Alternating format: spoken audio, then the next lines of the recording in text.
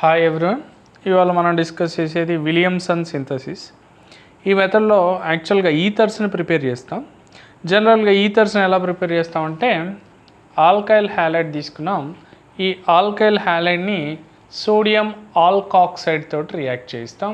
అప్పుడు మనకి ఏమవుతుంది అంటే ఇక్కడ ఉన్నటువంటి హాలోజన్, ఇక్కడ ఉన్నటువంటి సోడియం రెండు కలిసి NaX కింద పోతే మనకి మిగిలేది ఏంటి?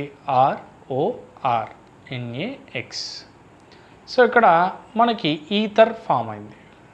సో దీనికి ఒక ఎగ్జాంపుల్ తీసుకుంటే మనం ఇథైల్ బ్రోమైడ్ తీసుకున్నాం, సోడియం ఈథాక్సైడ్ తీసుకున్నాం. సో ఇప్పుడు మనకి ఈ NaBr లాస్ అయిపోతే మనకి diethyl ether or ethoxy ethane వస్తుంది. C2H5O C2H5 plus NaBr. ఇది సింపుల్గా అందరికీ తెలిసిన విషయమే. సో మనం ఆబ్జెక్టివ్ పాయింట్ ఆఫ్ వ్యూలో వెళ్ళినప్పుడు మనకి ఇంకొన్ని విషయాలు తెలియాలి.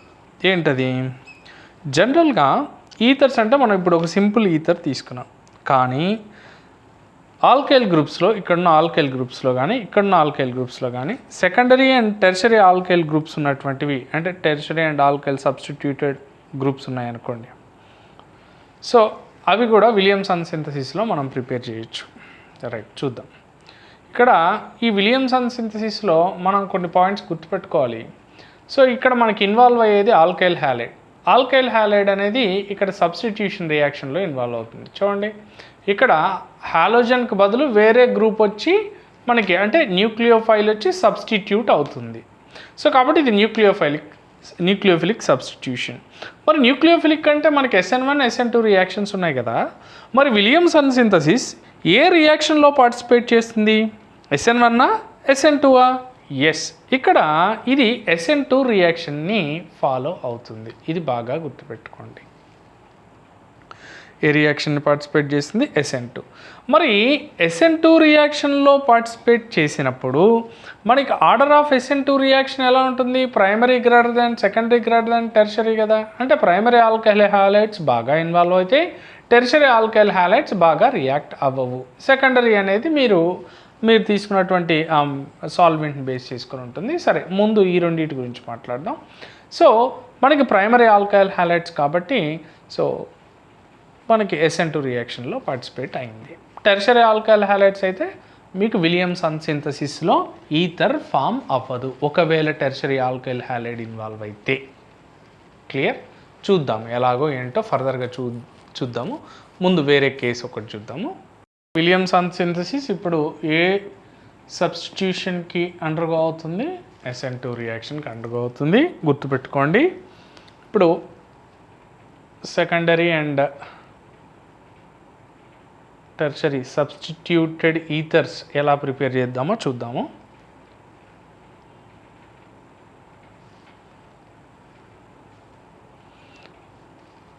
ఇది వచ్చేసరికి టెర్షరీ సోడియం టెర్షరీ బ్యూటాక్సైడ్ అనుకుందాం.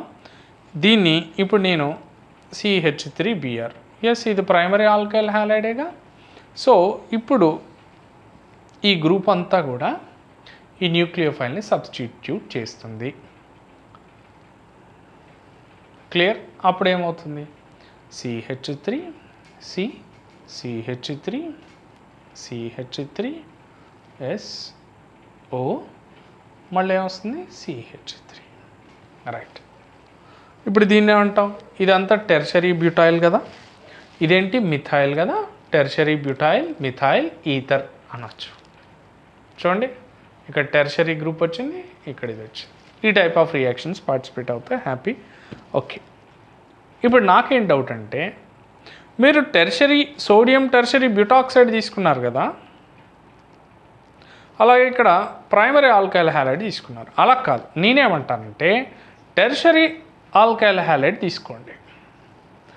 టెర్షరీ ఆల్కైల్ హ్యాలైడ్ తీసుకొని దీన్ని మీరు సోడియం ఈథాక్సైడ్ తోటి రియాక్ట్ చేయించండి. నాకు సేమ్ ప్రోడక్ట్ వస్తుందా? ఇది నా క్వశ్చన్. సేమ్ ప్రోడక్ట్ రాదు. ఎందుకు రాదు? ఇక్కడ మీరు ఇన్వాల్వ్ చేసినటువంటి ఆల్కైల్ హ్యాలైడ్ ఏంటది? Tertiary alkyl halide. మరి టెర్షరీ ఆల్కైల్ హ్యాలైడ్ SN2 రియాక్షన్లో పార్టిసిపేట్ అవ్వదు కదా. సో కాబట్టి మరి పార్టిసిపేట్ అవ్వదు. మరి పార్టిసిపేట్ అవ్వకపోయినప్పుడు మరి మనకు వచ్చే ప్రొడక్ట్ అందరం మనం ఇది వచ్చేస్తుందని ఫస్ట్ ఆప్షన్ ఇదే ఉంటుంది, ఇది పెట్టేస్తాం. అలా కాదు. ఇక్కడ మరి ఏ ప్రోడక్ట్ వస్తుంది అంటే ఇక్కడ సబ్స్టిట్యూషన్కి బదులుగా ఎలిమినేషన్ జరుగుతుంది. సో ఏ ఎలిమినేషన్ జరుగుతుంది? జాగ్రత్తగా అబ్జర్వ్ చేయండి. ఇక్కడ ఉన్న బ్రోమిన్ ఇక్కడ ఉన్నటువంటి CH3లో ఉన్నటువంటి హైడ్రోజన్ని ఎలిమినేట్ చేస్తుంది. సో అప్పుడు నీకు ఆల్కీన్ వస్తుంది. CH3 ఈ CH2 డబుల్ బాండ్ CH2ని ఇలా రాసేస్తాను, CH2. సో అప్పుడు మనకు వచ్చే ప్రోడక్ట్ ఏంటి చెప్పండి? 2-మిథైల్ ప్రోపీన్. 2-మిథైల్ ప్రోపీన్, 1-ఈన్ ప్రోపీన్. క్లియరా? ఇది ప్రోడక్ట్. మనం అందరం ఇది అనుకుంటాం. క్లియరా? మనకు ఆబ్జెక్టివ్లో అడుగుతాడు. అలాగే ఒకవేళ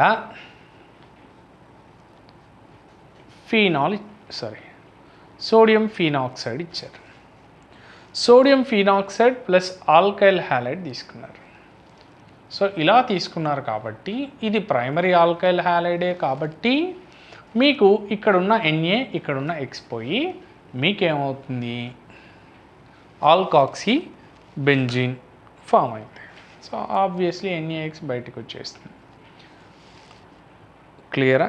కానీ ఇక్కడ మీకు వచ్చేసరికి ఈ ఆల్కైల్ హ్యాలైడ్ బదులు ఎరైల్ హ్యాలైడ్ తీసుకున్నారనుకోండి, అంటే ఏ క్లోరోబెంజినో ఏదో తీసుకున్నారనుకోండి, సో అప్పుడు మీకు ఈ ప్రోడక్ట్ అంటే ఈథర్ అనే ప్రోడక్ట్ రాదు. గుర్తుపెట్టుకోండి, ఈథర్ అనే ప్రోడక్ట్ రాదు. ఎందుకు రాదు అంటే ఇక్కడ ఈ బాండ్ బ్రేక్ చేయడం చాలా కష్టము.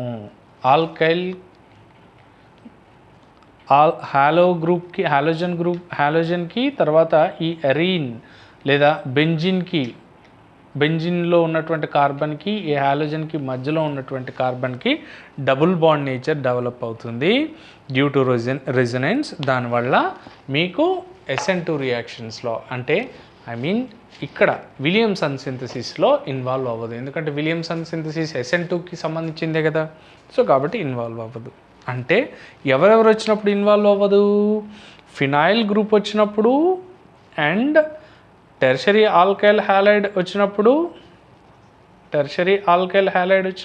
అండ్ సెకండరీ ఆల్కైల్ హ్యాలైడ్ వచ్చినప్పుడు.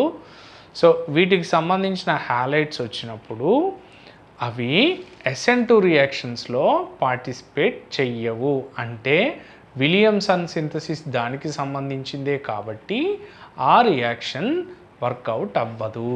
విలియమ్సన్ సింథసిస్లో మనకి ఫామ్ అవ్వాల్సింది ఈథర్స్. ఆ ఈథర్స్ ఫామ్ అవ్వవు. ఎవరెవరు వచ్చినప్పుడు? Phenyl group and tertiary alkyl halide and secondary alkyl halide ఇవి వచ్చినప్పుడు SN2 రియాక్షన్ జరగదు. అదేవిధంగా దానికి సంబంధించిన విలియమ్సన్ సింథసిస్ జరగదు. బాగా గుర్తుపెట్టుకోండి.